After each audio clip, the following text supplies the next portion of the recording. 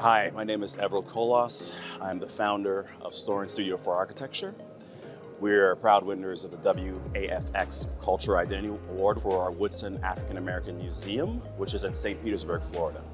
The African American Museum pulls back from Western African traditions where the land itself is sacred. So we wanted a building that was a civic space that grew from the land and will be able to hold the stories as visitors were in the space and understand what they were seeing.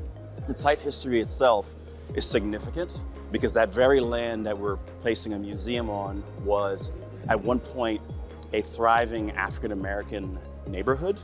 So in a way, we wanted to talk about this museum having the legacy of resilience, but also having a balance of what happened on this site and looking towards the future. We look at traditional practices of Western African weaving and bead making, and that transferred to the way we made our facade skin. It is absorbed heat during the day, and towards the cooler evenings, it radiates it back out. And also because the skin itself has openings, it's a precast concrete skin. So it's a balancing of looking at the past, but also taking those clues to understand that history should not be frozen, but indeed it's an archive that is living. If I were to think about what the jury saw in this project, I believe there was a through line that they might have resonated with, which is the concept of looking at museology in a way that art gets closer to the people. So as a project in an urban environment, it had a cultural relevance to it that spoke to the urbanity of the site. And it went well beyond the typical story of African Americans, which is post-transatlantic slave trade and starting with colonialism. It looked beyond that. So I believe the jury might have saw this through line, and that through line worked with the community to make an architecture, which we believe gives us some sort of resonance and allow it to last for a while. So we're coming on our 7th year as a practice. We're headquartered in St. Petersburg, Florida. One of our first deliverables is we design a booklet that basically responds to the client's ethos. And from that ethos, we begin to translate into spatial narratives that has to do with climates, materiality, positioning, but certainly the community that they're going to be serving. And I think that allowed us to differentiate ourselves and really make us architects that are storytellers.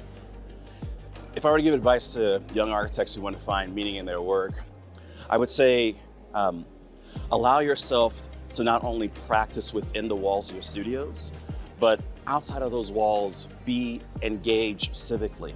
Go in to your community board meetings. Go in and be part of a mayor meeting and ask questions. Because architects do play a role in space making, and we cannot be reacting after the brief is already done. We have to be part of the engagement when the brief is made. It would give your work meaning, and it would make it worthwhile to spend those many hours in a studio. If I give a piece of advice to my younger self, continue to do the work that you're not comfortable with. It will pay out in the end to be well-rounded. Put yourself in rooms where you may feel uncomfortable.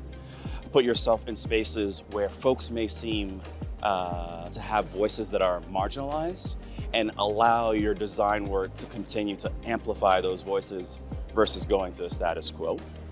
I would also say to my younger self that it's not necessarily going after the celebrity of architecture, but going into the real work of designing, making sure we're thinking about the health, wellness, and safety of our community, and as well as putting ourselves in a position to continue to learn.